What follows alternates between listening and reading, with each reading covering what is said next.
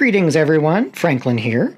Nice to be back. I had hoped to do a vlog yesterday, but yesterday was one of those days that, in spite of all the planning in the world, nothing quite goes to schedule, and so things that were supposed to take 15 minutes take an hour, and on and on and on, and so the vlog had to be put off until today. But it's good to be back, and I hope that you have been well. And what am I knitting today? Well, guess what it is. It's the linen stitch scarf again in Noro Silk Garden Sock.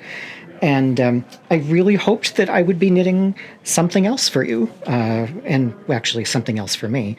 But that also has not gone to plan. Not because I lack yarn, but because, in fact, I am spoiled for choice. I am a very lucky guy. And even though my stash, compared to many stashes, is not that big, it's full of really good stuff. And so I finished up Rosamond's sweater. And by the way, thanks for everybody who tuned in to indulge Rosamond and I with the release of our first fashion video. I'll put up a thingy in case you want to click over to that if you haven't seen it. We had fun making it, or at least I had fun making it, and she put up with me while we were making it. She does like the sweater, though. That's very happy, and it does fit, which is also very happy, and I like how it came out. So that's part of my dilemma now as to what I am going to knit next, because it is going to be for me, and it is going to be a fitted upper body garment of some kind, because I need some of those. And I have sweater quantities of some really, really beautiful yarns that I am sort of desperate to use. So I have a few ideas in mind. One of them is I do like a saddle shoulder sweater, and I'm really, really tickled with the way that Roz's cable came out. So I am thinking I might design a cabled sweater for me, saddle shoulders, probably work top down. And I, for that, have some beautiful, beautiful, beautiful yarn from Bare Naked Wools. And I'll put a link, anytime I mention stuff like this, I'll put it down in the show notes. So that has been burning a hole in my stash since last year when Ann Hansen, who is one of the geniuses behind Bare Naked Wools, and I both taught at the Webb's Retreat, and I could not stop fondling her stashes. I won't get into all the reasons that Bare Naked is remarkable, beautifully made, thoughtfully made yarn here. This is not an advertisement for them either. I just happened to have, after I was there with Anne, I happily was able to acquire a sweater quantity of that, and it looks really, really nice in cables. So there's that.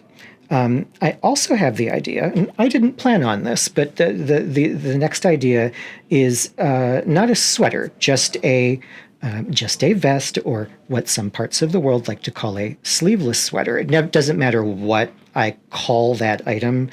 I always hear from people that, well, that's not what it's called. So a lot of people call it a vest. A lot of people call it a sleeveless sweater. Whatever it is, it's the upper body fitted garment, and I want to do one. It would probably also have cables in it, but it was, I would use yarn that was dyed by a dyer buddy of mine who is a genius, and who is in Wales in the UK. And his company is Triskelion, and he does colors that are just sort of my kind of colors. They're rich. They feel like you can reach out and touch them. They have depth to them, and that fantastic, very subtle variety that I really have only ever seen happen when a yarn is very skillfully hand-dyed. So he actually needed to get rid of this yellow that he had done up that was it was slightly off. He's a professional, and so he puts together color lines and sticks to them so that he can deliver something consistent to his customers, because he has a lot of them. He's very, very successful. But this yellow was not correct for his palettes for sale on the regular shelf, so they wound up on the misfit shelf, and I grabbed them because they are a yellow that I absolutely adore, and it would be so wonderful and loud to wear a cabled sweater vest or sleeveless sweater under one of my tweed jackets and just feel professory, but also loud. There's a wonderful line in, oh, good grief. It's in either Mr. Bridge or Mrs. Bridge, two very good books, companion novels by Evan S. Connell. I'll put a link down below. And in one of them, there is a fellow who is described as wearing yellow socks so loud they made a noise. And I read that back when I was a teenager, and I have never forgotten that phrase.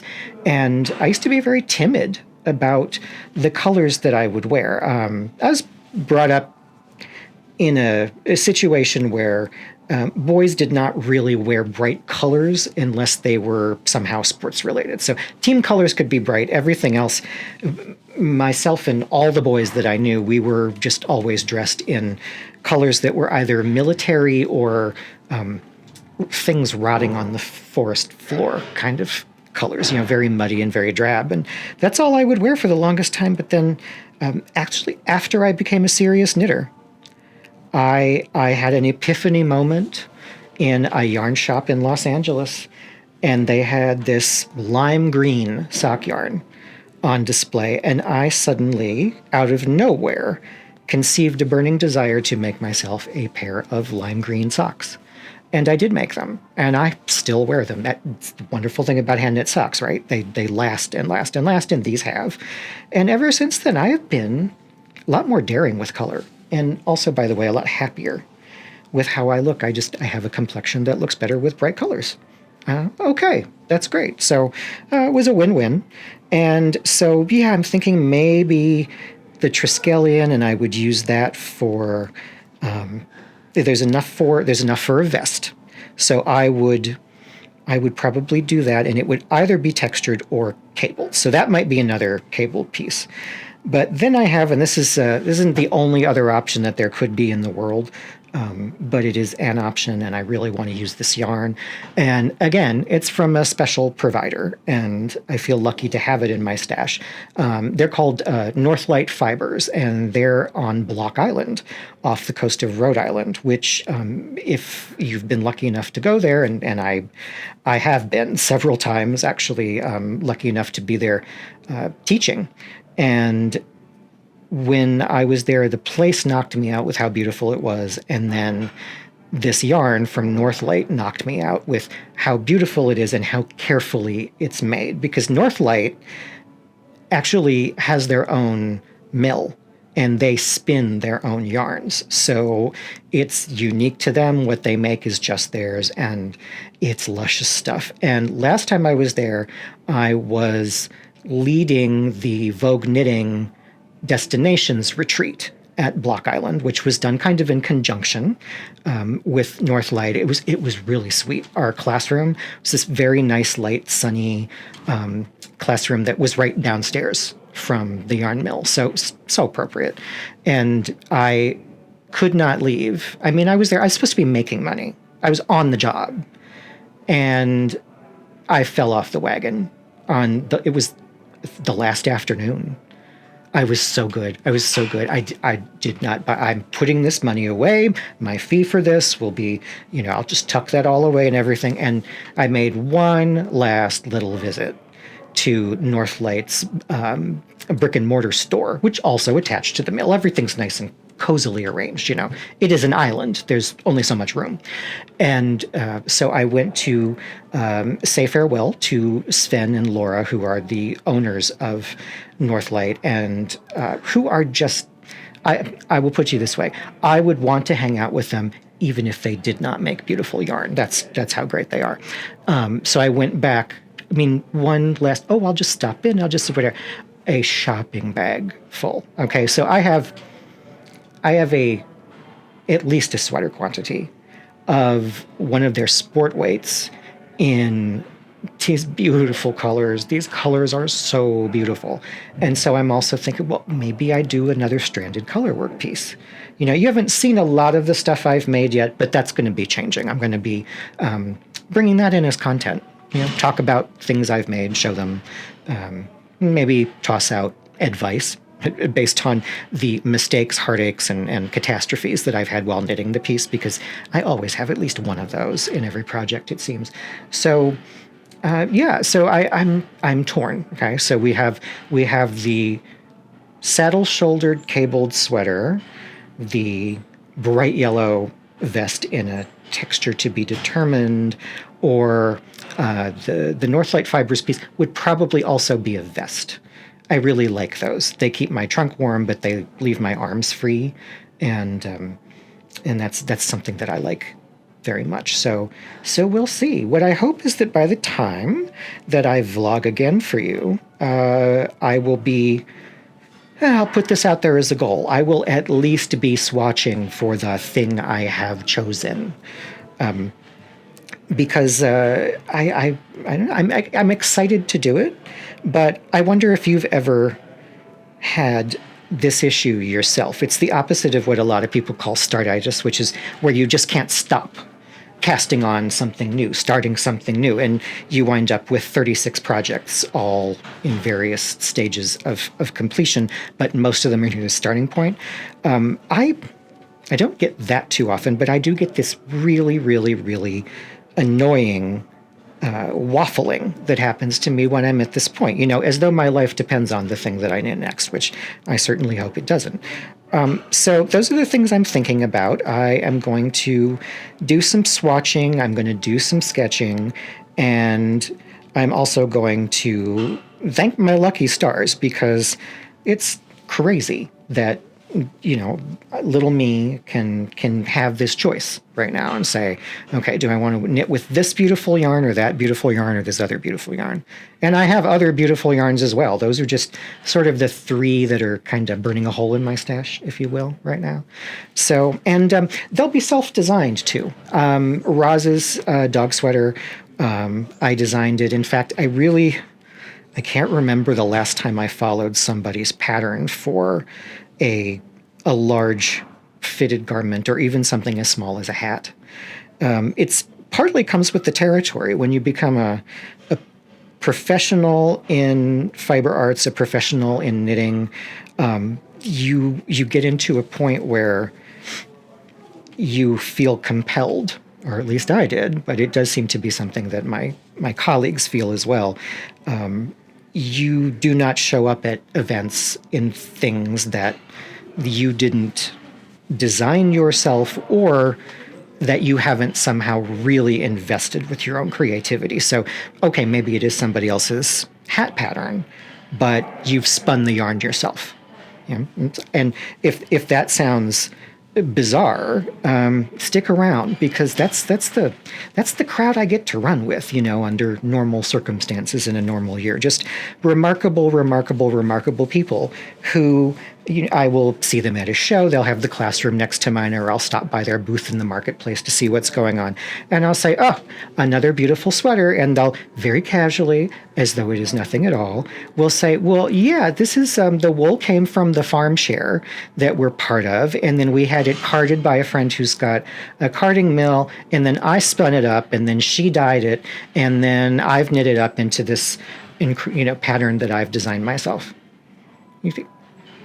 I mean, that's incredible. I like to try all of these things, but that would be a long-term epic project. Would be that. In fact, I do have an idea for something to bring on board as another project in addition to whatever I knit for my upper body, that I'll tell you about later. I'll save that for now, because it's not quite baked enough to present, but it sort of goes in that direction. Although I will not be acquiring sheep, which are very, very difficult to keep in the center of the city of Chicago. Although we do have a flock of Jacobs, beautiful Jacobs, at the zoo which has a farm on it. And they are absolutely lovely. And I've never found out what happens to their wool clip. That'd be pretty wild if I get my hands on the wool clip from the Jacobs at the zoo. But I just know somebody's already got dibs on it. Still, maybe I could call and ask. Because, I need one more project as well. Huh. So that's where my head has been, because of course this is my don't have to think about it knitting, this everlasting scarf here. And so I have been pondering what will become my I do have to think about it knitting, or at least I do have to think about it sometimes, because, I can be pretty carefree about something like a scarf or even something like a hat. But on the occasions when I have been carefree about something like a sweater or a vest, I have been sad that I was carefree about it and end up doing a lot of ripping and a lot of complaining. And, oh yeah. And I'm trying very hard not to complain right now. I'm trying to stay positive. It's not easy. It's not easy for me. I have, usually been, according to many folks, the fellow with the little thundercloud that follows him around, but I'm not doing that now. I have a lot of beautiful things that I'm able to work on, and so I'm going to be positive, and I'm going to think that I am positively, absolutely going to say hello to you next time, holding something in my hands that indicates progress on this next project. And, it'll be really fun, because that will be the first thing that I start since I've started the blog. So if you're enjoying this, you'll get to watch it grow. I'll make it a point to talk to you about what I'm doing and why I'm doing it. And that'll be a lot of fun, because I have to say I took a look at my analytics the other day. This is a thing that you begin to have, it turns out, when you start a YouTube channel, are analytics, to tell you how you're doing according to the numbers. And y'all, we flew past 5,000 subscribers in about a month. And so all of you who have subscribed, thank you so much. That is so encouraging and really makes me feel like, yeah, this is going to become a regular part of what I'm doing, and I'm going to see how to make it better and keep it going. If you haven't subscribed yet, hit the button. If you see 2 or 3 things that I launch and you don't like them, you can always unsubscribe. Heaven knows I've done that to people. So yeah, that's about it for now. It's been a good week. There are some other projects I'm working on, but if I will talk to you for 3 hours if I don't kind of now, I will just go on and on. So, so thanks for tuning in today. Thank you for tuning in to see Roz in her sweater. She really, really, really does seem to be enjoying it. She likes to wear it even inside the house. It's kind of a cuddly knock-around sweater that she's wearing. And I will see you again soon. Next video should be another technique video that I've been working on. Those I'm having fun making those. I'm trying to become like the Martin Scorsese or Stanley Kubrick of knitting videos. It's good to have a goal, right? Yeah. Right. So anyway, have a good day, and I will see you. This is also, I'm told that on YouTube we say, I will see you in the next one. So I will see you in the next one, whatever that is. Thank you for watching. If you've enjoyed this video, please consider subscribing to my channel so you'll be the first to know about future episodes. Click like or leave me a comment to let me know your thoughts. And if you really, really liked what you saw, check out my Patreon campaign, where my patrons enjoy exclusive access to downloads, live streams, and other bonus material every week.